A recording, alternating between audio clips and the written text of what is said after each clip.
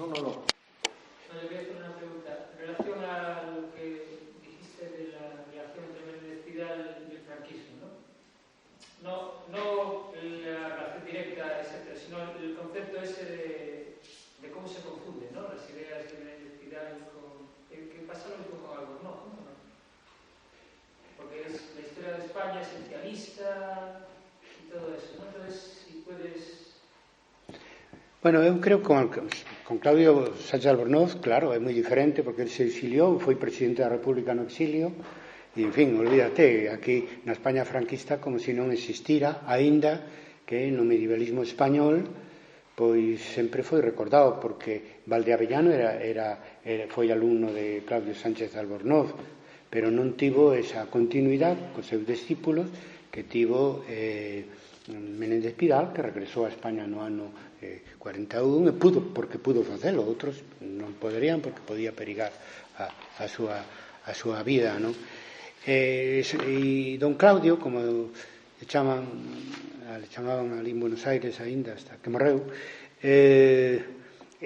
a diferencia de Menéndez Pidal, el non construiu unha idea histórica de España, non? Creo eu, é dicir, opinou cando foi necesario, entrou en debate con Américo Castro polo tema do papel de xudeos, cristianos e mouros nese debate famoso, na formación de España e todo eso, pero non tuvo ese papel constructor, neste caso de Menéndez Pidal, doble da identidade de Castela e logo da identidade de España, que é un discurso articulado, é moi ben articulado, non? É dicir, e baseado en investigacións máis no que toca a lingua no que toca na etapa castelá, que logo nesto de transformar Castela na nai de España, non? Que eso está máis collido polos pelos, ten unha dimensión máis retrospectiva, máis ideolóxica. Por lo tanto, hubiera sido imposible que a Universidade de Franquismo recollera algo de Sánchez Albornoz, e cando o fixo foi pois en fin, en temas menores, non que tiñan que ver coa idea histórica de España. Isto é a diferencia con Menéndez Pidal, moi distinta. Bueno, yo quería preguntarle sobre ese carácter singular que el autor marca para la construcción de Castilla en torno a lo jurídico, que por ahí lo dijo un poco rápido, en sus relaciones con la justicia germana. Si podía ampliar algunas palabritas sobre eso. Y otra pregunta, si también podría explicar un poco cuál es la hipótesis, no sé si del autor o de usted mismo, sobre cómo Hispania, que queda como un estado latente, se podría decir, usando el mismo concepto del autor, durante el medioevo, cómo resurge y se populariza nuevamente. Bueno, sobre a historia do dereito, hai que decir que eso é unha innovación, recoñecer o carácter innovador, porque a Castela da que estamos falando non é Castela a Bella, non? Sino é Castela Nova, é dicir, é a que surde ao redor de Toledo, na zona donde están os campos góticos, donde estaba o centro do que foi o estado dos visigodos, que cando chegan a España están extraordinariamente romanizados, e simplemente o que se fai en Castela é, digamos, renunciar ao dereito romano, que era o que viña, o que todavía continuaba tradicionalmente a través dos visigodos nos diferentes territorios. E neso foron innovadores e novos. E ao final o resto da península seguiu esa mesma dirección. Pasar, digamos, as jurisprudencias, sentencias dos xuíces como a base primeira e principal para facer justicia. Logo, do estado latente sempre, non o dicen, se aplica a cultura oral. Claro, para aplicalo á cultura escrita, a cultura savant, sabia, como din os franceses, claro, non hai tanto estado latente, porque eso sempre é explícito, sempre está por escrito. É dicir, cando escriben na corte de Alfonso III a historia dos visigodos, pois xa se basan nos textos dos visigodos. E logo, Alfonso X, no século XIII, se basa, digamos, nas crónicas asturianas do século IX, etc. E así. E entón, iso vai de escrita a escrita.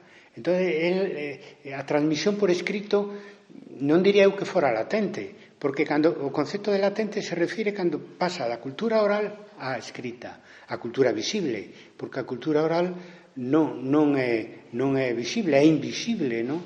E iso o mérito que ten o descubrimento, que é un descubrimento moi de filólogo, non? Porque tamén a orixe da lingua non se pode explicar se non é a través da creatividade oral, popular, da xente, etc. Non?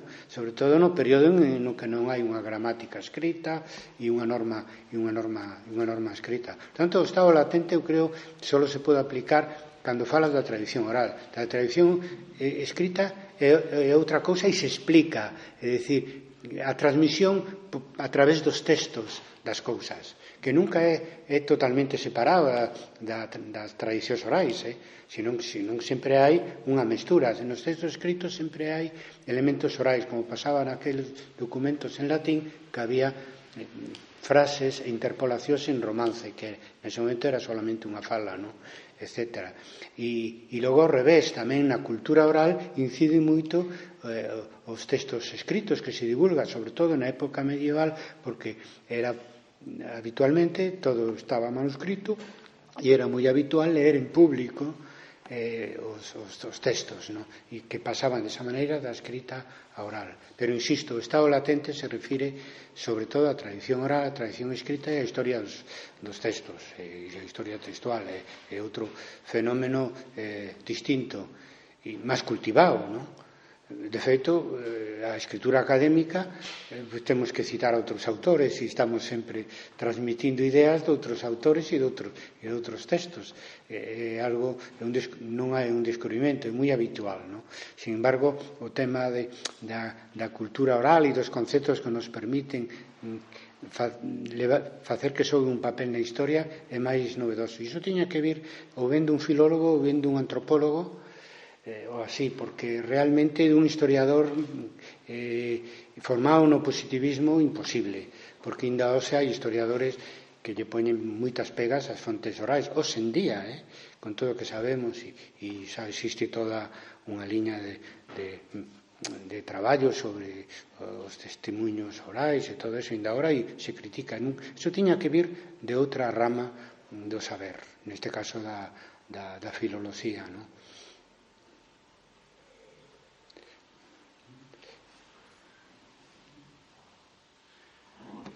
En fin, non sei que me dá, porque eu son un leigo na materia. Perdón? Que son un leigo na materia e sí. Agradezco a palestra, porque ten cosas moi interesantes para saber de onde vivimos e onde estamos. Ten entendido que Méndez Pidal falsificou o deuse o luxo de escrever parte do poema do Cantar de Muñecín del mesmo, non? Para que encaixase na súa idea de unha cronoloxía que ele tiña en mente, non? E, bueno, isto unha cosa que coñece, porque me acaba de publicar, de explicar, pois era a súa maneira habitual de traballar, non? Ele tiña unha idea preconcebida e, a pesar de manexar moito os dados e ser riguroso no seu manexo, ao final, bueno, é o que todo o mundo fai. Historiadores máis académicos ou algúns que son pejorativamente etiquetados como pseudo-historiadores, non? Al final, pues, a historia cada un conta como le convén, non? E claro, ten bastante relevancia na historia de España, que é asumida sin maior técnica, non? Eu se tenho aquí algunha cosa, por exemplo,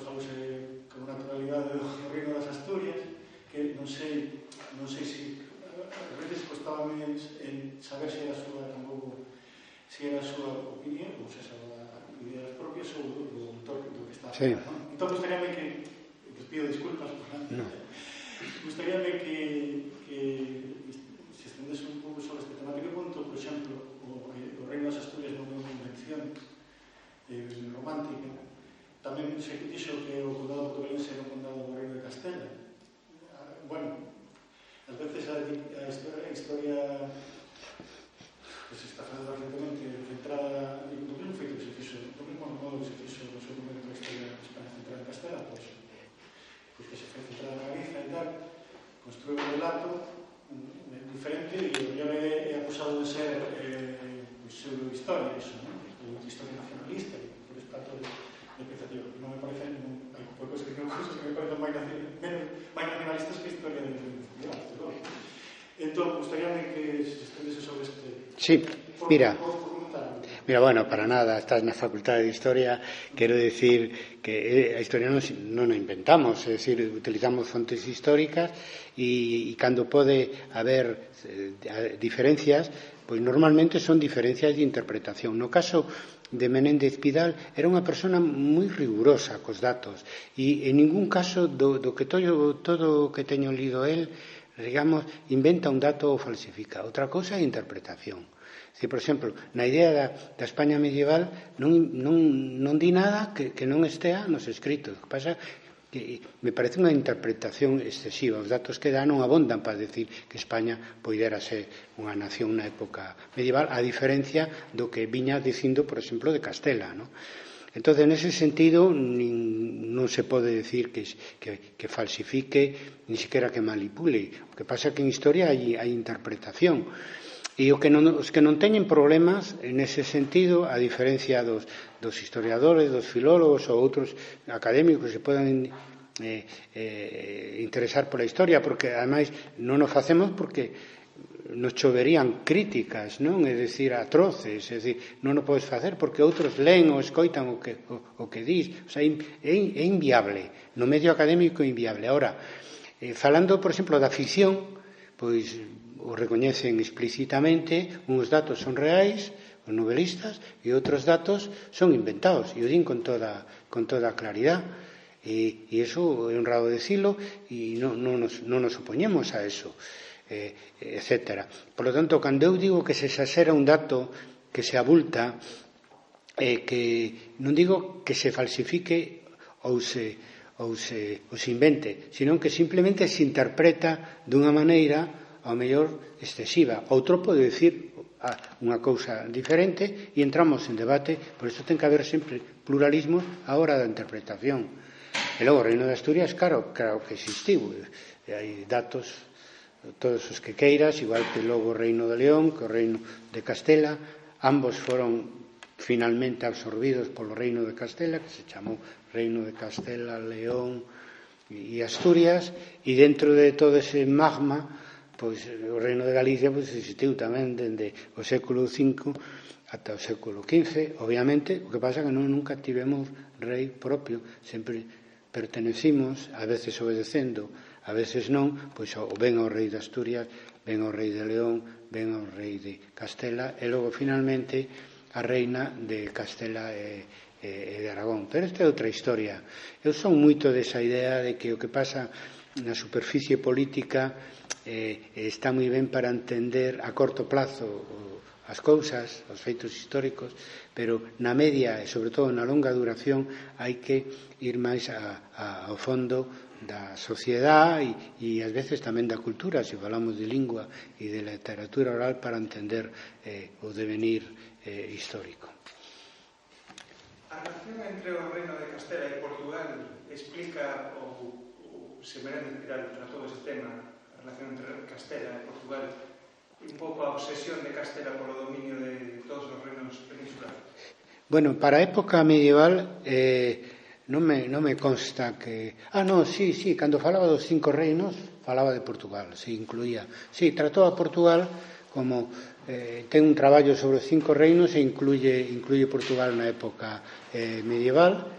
E logo, claro, fala de Portugal na época moderna tamén, cando foi absorbido pola monarquía española, logo cando se separaron, etcétera, pero non era unha preocupación central. A preocupación central del era sempre Castela, logo España, e o demais eran temas pois un pouco que estaban nun segundo plano, non?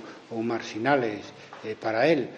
De feito, en ningún momento recoñece con claridade a existencia dos idiomas, sí, porque obviamente un filólogo non podía ignorar a existencia do galego-portugués, do vasco e do catalán.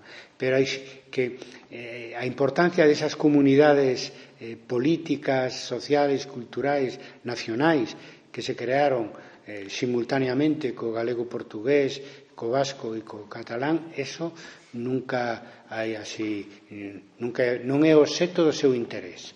É dicir, por decirlo claramente, non é un obxecto especial do seu interés. El dedicou a súa vida a explicar, digamos, a identidade de Castela e o seu papel na formación de España e a importancia de España desde o punto de vista histórico. Pero non concibe España como un nacionalismo, podemos chamar castellanista, ¿no? Pois, sin dúbida alguna. Un nacionalismo galego-castelán, poderemos considerar a Menéndez Pidal como un nacionalista castellanista. Castelanista, sí, bueno. Que non interesa todo aquilo que non escape do dominio de Castela, que decía Portugal, nese sentido, igual non interesa, pregunto, non lle interesa porque realmente aquilo que escapa do dominio de Castela ou da hegemonía, se queramos chamar así, e por tanto non é España. Non, simplemente, pero eso pasa moito académicamente. Tú tratas un tema e os demais non te interesan. E neste caso, con máis motivo, porque el trata justamente como se forma Castela e como logo conquista a súa hegemonía e crea unha nova realidade que é España. Bueno, amigos, creo que esta vez sí que nos votan. Moitas gracias.